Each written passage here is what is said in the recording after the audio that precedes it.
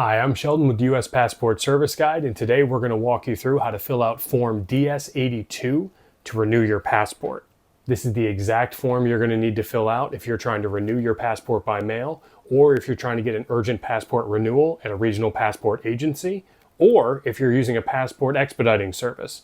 All three of these pathways to a passport renewal require DS-82, and we're going to show you how to fill it out and make sure you don't make any of the big mistakes that a lot of people make.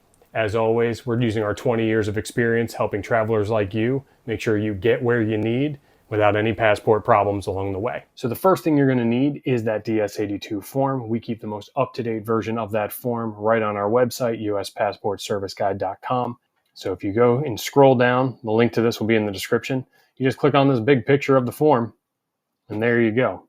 Okay, so here we are. This is the latest version of DS-82. It is the passport renewal application for eligible individuals.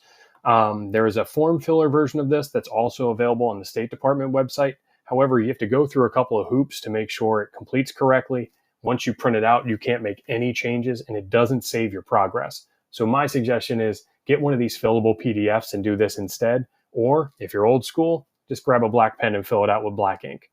Either of those options are just as acceptable. You can mail that application in. You can bring it to an urgent passport appointment at a regional passport agency. It'll be accepted. So the version of the form we're going to use is the one that expires on 4/30/2025. There is a notice on the State Department website that any of these forms will be accepted, any of the variations in the last couple of years. They're working apparently on a new one, but this is the one that we have and that they are currently accepting. So this is the one we'll fill out together. First thing it starts with is this section on eligibility. You have to be able to submit your most recent passport book and or card with the application. If you don't have this, if yours is damaged, if yours is lost, if it got stolen, you can't use this form. You have to use DS-11 and apply for a whole new passport. I was at least 16 years old when this passport book was issued. The reason for this question is minor passports are totally different and you can't renew one of those. So they're just making sure you don't fall into that trap. I was issued my most recent U.S. passport book and or card less than 15 years ago. Yes. Now, if you're thinking about this, passports expire every 10 years. So that means your passport could have expired 4 years and 360 days ago, and you can still use this as long as the application and the passport make it to processing before it hits that 15-year mark. Our recommendation is don't wait that long. Again, my passport has not been mutilated, damaged, reported lost, or stolen. Here's the thing, if your passport has been reported lost, but then you find it, doesn't matter. Your passport, as far as the State Department is concerned, doesn't exist. You got to apply for a new one. My passport was not limited to less than the normal 10-year validity period due to passport damage, mutilation, multiple passport thefts, losses, or non-compliance. It's incredibly rare to have a limited issue passport. But notice it also says my name has not changed since my most recent U.S. passport book and or card was issued. My name has not. If it has, you do get to complete this as an option, hence the or. My name has changed by marriage or court order, and I can submit proper certified documentation to reflect my name change. So if you have the official documentation to prove your name has changed, you can still use this form. If you don't, you're out of luck. You got to apply for a brand new passport. This doesn't apply to me, so I can leave that yes or no box blank. They're telling you, if you answered no, you can't use this form. You got to use DS-11. Check back soon. We'll probably have a video explaining how to fill out that form as well. Then there are a lot of exceptions here, talking about no fee regular service, official or diplomatic passports, how to replace a lost, stolen, or damaged passport. At this point, you should be pretty confident that you are able to renew your passport. If you've filled out those checklists, you're good to go. So let's get into the form. This is actually a pretty simple 5-step process. You're going to complete and sign this form. We'll do that together today. You're going to need a 2x2-inch passport photo. Check out our site for directions on how to get the perfect photo for you. You're going to mail the application and its attachments, and you're going to track that application status at passportstatus.state.gov, and then you'll just kick back and wait. Your new passport and all your supporting documents will be mailed back to you. Recognize that they're probably going to get sent back to you in 2 separate shipments. Don't panic if your passport arrives, but your birth certificate doesn't. It'll be in the next package. Page 2 walks you through directions for each step of this process, exactly what we're going to be doing together. Definitely read it if you're filling this out on your own, but I'll walk you through it. Okay, so once you get down here to page 5, that's where the real fun begins, and we're going to start filling this thing out. I'm going to select what I'm going to apply for. You can apply for a passport book, a passport card, or both. I'm going for a passport book. They do let you know here you cannot use a passport card for international air travel. You can only use it for sea and land border crossings for a very specific list of countries, Canada and Mexico being the big ones. In the next row, we have regular book, standard, or a large book. A large book is for frequent international travelers who need more visa pages. Here's the thing, even if you're not a frequent traveler, go for the large book. It doesn't cost you any more, and there's no way to add more pages to your passport once you run out. You just have to renew it and get a new one. Might as well start with the large book. You're going to type in your last name. You're going to type in your first name. You're going to type in your middle name. For date of birth, make sure you do a double-digit month and a double-digit date. And then for the year, make sure you put your birth year and not the current year. That's a very common mistake that we see. So for the gender box, I'm going to check male. There's also a female, and there's an X, and there's a box for changing your gender marking on this particular form. Odds are those things may change in a future revision. If you don't want to be in a situation where potentially you have to renew your passport because these policies change, sticking to male or female is probably going to be your best bet forward. But again, you make the best choice for you. And if you read the instructions on page 2, it may offer a little bit more clarity for you and your situation. Now, this place of birth line brings us to our first issue. There are not a whole lot of boxes available here for you to type in the city and the state marker from where you were born. So if, for whatever reason, the city where you were born and the state marker do not fit in here, leave it blank. You can always print this out and fill it in with a black pen. Disregard the boxes. Just make sure you print legibly, make it fit, and you'll be fine. In my case, it's not going to be an issue. I'm just going to put in Boston, Massachusetts. I'm not spelling out Massachusetts. It would never fit. Social Security number. You have to put this in. Even if you're somebody who's really worried about your own privacy and your personal security and all of that, you're going to want to make sure your Social Security number is there. Otherwise, your application is probably not getting processed. For the email box, you're going to want to type in one you use regularly. Mine barely fits. Again, this is one of those cases where if you're not able to type in an answer that fits, it actually resizes for you, unlike the other ones. So feel free to use whatever email you have, no matter how long it is. We're back to boxes. My primary contact phone number. Again, you're going to want this to be the number you use the most often. If it's a cell phone, go for it. If it's a home line or a work number, do that as well. I would strongly suggest your cell phone. Mailing address. You're going to need the street and the number. There's an address line too there if you need to include something like an apartment, suite, in care of, attention to somebody. I don't need to. For city, you type in where you live. State, and then you type in your zip code. You'll notice there's an extra box there for some reason. For me, I only need 5 digits. Your country is only if you're outside of the United States. You can leave that blank if you're in the United States.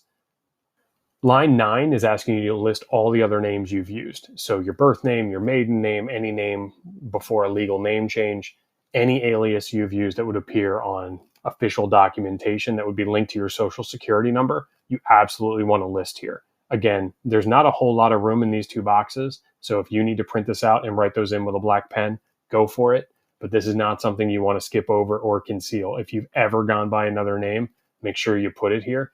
As we come down to number 10, this is where your passport photo will go when you have it. Notice they're letting you know how much space your face needs to take up in this 2-inch by 2-inch block. They're even showing you exactly where to attach the 4 staples. Again, we'll have a full guide on how to take perfect photos in the description. For right now, we can skip over it. Step 10 is where you're going to need the passport that you're renewing. You're going to need to open it up to the data page to find this information. Okay, so that brings us to box 10. You're going to need your existing passport, whatever your most recent passport book, passport card are. If you have both, you're going to need both. In my case, I only have a passport book. I'm going to open up to page 2. That's the information page. And from there, I'm going to get everything I need to fill this out. The first box is asking for my name exactly as it's printed on this document. Now, I'm sending this document in as well, so they're going to have access to it, but you're going to want to make sure it's as close as you can possibly get. So I'm going to put mine in.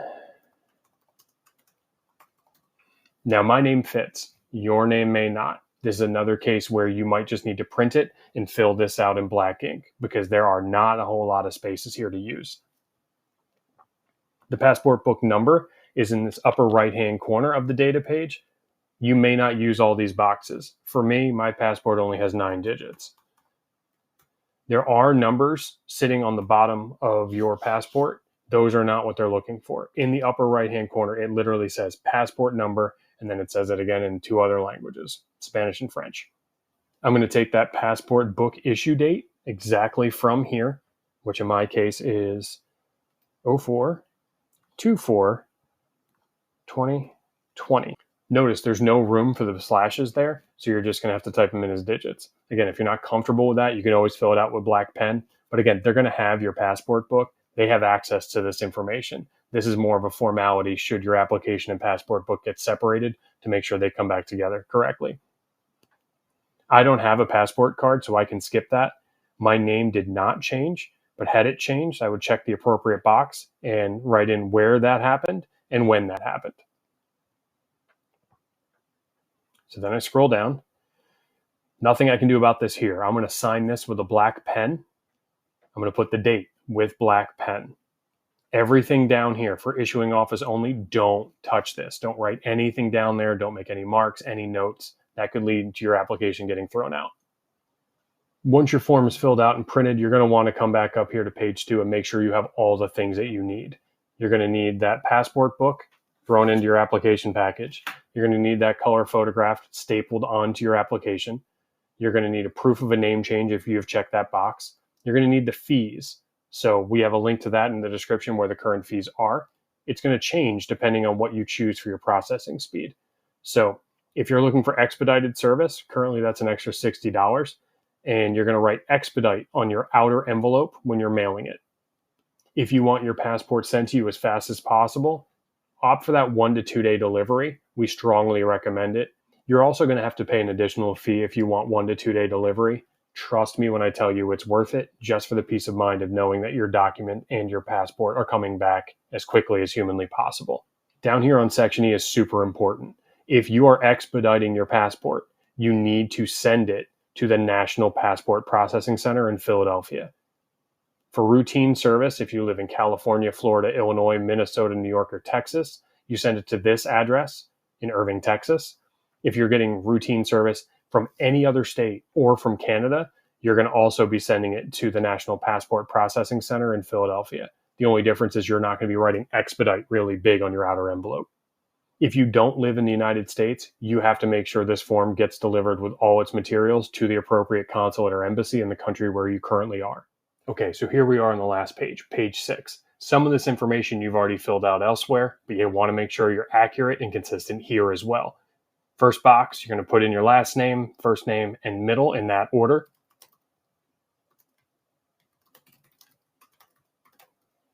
You're going to notice date of birth is again month, date, year, but this time it's one of those boxes where you can actually put the slashes in. Again, make sure you put in your birth year and not the current year. Height, you can use the apostrophe to indicate feet, use a quote for inches, hair color, eye color, occupation, employer.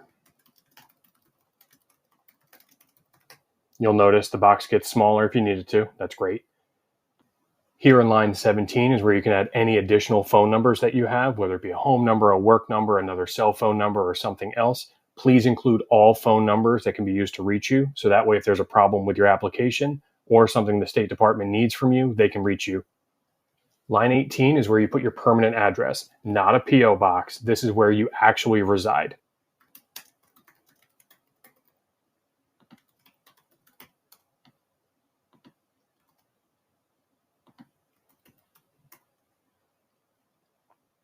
Now, your emergency contact, this is really important. You want to pick somebody who does not typically travel with you, maybe a neighbor or an extended relative, someone who you know the State Department can get in touch with if you are in an emergency abroad. If it's somebody like a spouse or a child who you routinely travel with, that's really not going to help them. They're probably going to be wherever you are. So make sure you pick an emergency contact that you can rely on should something go wrong. I'm going to pick my neighbor.